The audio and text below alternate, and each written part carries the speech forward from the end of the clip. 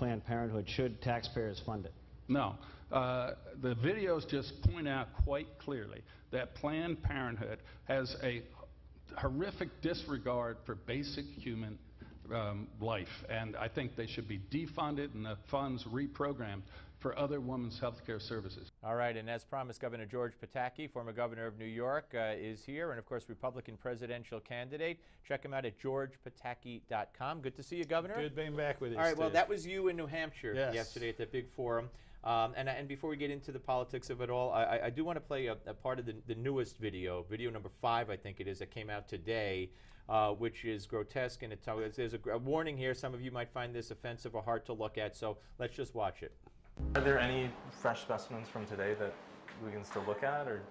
We had a really long day, and they're all mixed up together in a bag. Yet if I would have known 10 minutes ago, I would have saved something. So the intestine is right here. Right here, see? Yeah. This comes out, like I said, the organs come out really, really well. Now, the fresh specimens they were talking about, and there were any today, and she said they're all mixed up in plastic bags, were full fetuses delivered full and intact. This takes it to a whole nother level. You know, the Senate was unable yesterday to get the 60 votes to go on with the debate about defunding it. You know, Steve, it's disgusting, it's abhorrent, and it makes me sick to my stomach, and I think any decent American. And the idea that taxpayers are paying for this is just absurd. You know, it's just sad to me that we haven't been able to convince enough Democrats of good conscience who see this to say that this isn't a partisan issue. This isn't about supporting an organization that overwhelmingly supports Democratic candidates. This is about what's doing right for Americans. Steve, one of the reasons I'm running is I was able to bridge that partisan divide with conservative policies. And that's what we have to be able to do something like defund Planned Parenthood. Could you as president get 6 needed Democrats in a room and say, what's wrong with you people? I certainly hope so. And I honestly believe I could. You know, I was able, with over 2-to-1 Democratic State Assembly, to get them to support the most dramatic tax cuts in America, welfare reform, criminal justice reform. It wasn't easy, but I was able to put together the coalition. I would work night and day, and I believe successfully, to get enough Democrats to stand with the Republicans to defund Planned Parenthood. Okay, you're just back from New Hampshire, as I said. The Fox debates are on Thursday, and all indications are that you'll be in what they call the second tier, which is the earlier debate. Is that a disadvantage for you? How do you view that? I would rather have been with everyone else. You know, last night we had the debate in New Hampshire, and we were all there. We all Not had all. well, all except for a couple. But we all had the chance to make our case and contrast, and I think it went extremely well. I don't think people felt that it was cluttered or unworkable.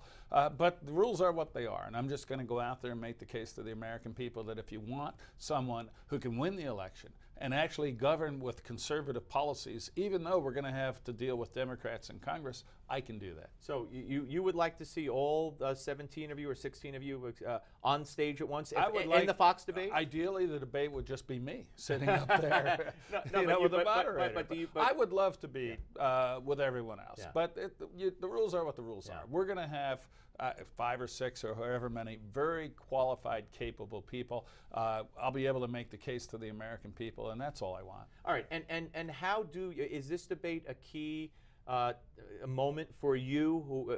Is there a certain threshold you feel you need to reach by a certain time when it comes to the polls to continue? Steve, it's August of the year before the election. Yeah. At this point, when he was running, Bill Clinton was at 2 or 3%, and everybody thought he was dead. He was disliked. So no, I don't think Thursday night, you know, either I had this breakthrough moment where I set fire to myself and people love it, or I can't win. I know I can win. I don't want to talk about other candidates, but I'd be certainly remiss if I didn't point out that in every single poll, sometimes by a 2-to-1 margin to the next person listed, Trump, Trump, Trump, Trump, Trump, Trump.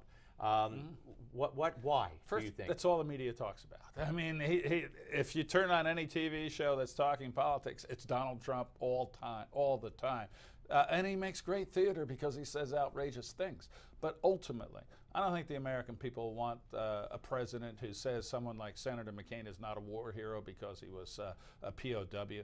I don't think we want someone who said that Mexicans are thugs and rapists. I don't think we want someone who early on said we should have single-payer health care and raise the tax to have Obamacare on steroids. That's not who I want as president. And ultimately, I think the American people are going to take a look and say we want a mature leader who has done this before and not just given sound bites but solutions. I did that. You said to me early on, before you announced, that being out of politics for the amount of time you have, about 10 years or so, it was a good thing. You could reintroduce yourself. Do you think that the success of Trump is, and that Ben Carson, who's not, I'm not comparing him to Trump other than that he's an outsider too. He's never been in politics, and he's like 4 in most of these polls. Do you believe that the fact that they occupy the top 4 tiers, 2 of them never been in politics, reflects the public's dissatisfaction with politics? Absolutely. There's no question about it. You know, yes, he's flamboyant, and yes, he's great theater, but he's also struck a chord where Americans really distrust and dislike Washington, and they distrust politicians, so all they do is talk, and they never actually solve the problems.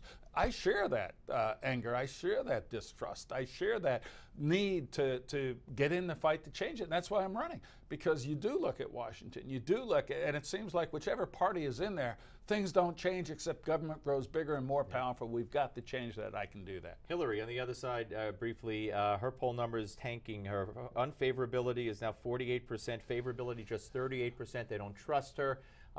Is she in danger of not being the nominee in that party, you think? I think she is in danger of not being the nominee. I mean, whenever you have a Secretary of State who, in my view, in all likelihood, broke the law by having an unsecure server and then deletes 30,000 emails. You know, the Chinese probably have them, the Iranians probably have them, but the American people and the American government don't.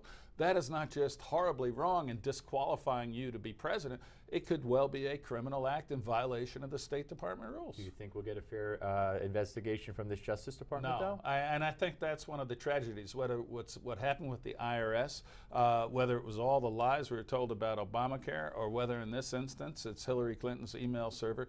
This, using the word Justice Department with this organization is hard for me to say. That's why, you know, Steve, I said we need a special prosecutor. The American people do not trust this Justice Department with good reason. It's GeorgePataki.com. You very excited about Thursday? I'm very excited about the whole campaign, the whole race, and the opportunity to lead America. Yeah. All right. Great to see you, Governor, and good luck. And we'll speak to you after the fact on Thursday. Anxious to watch that. We're all anxious to see all the candidates. I think both debates are going to be very much worth watching and very interesting. All right. Up next, ladies and gentlemen, Ron Christie and John Zogby together on a panel. Don't miss it. We're coming right back.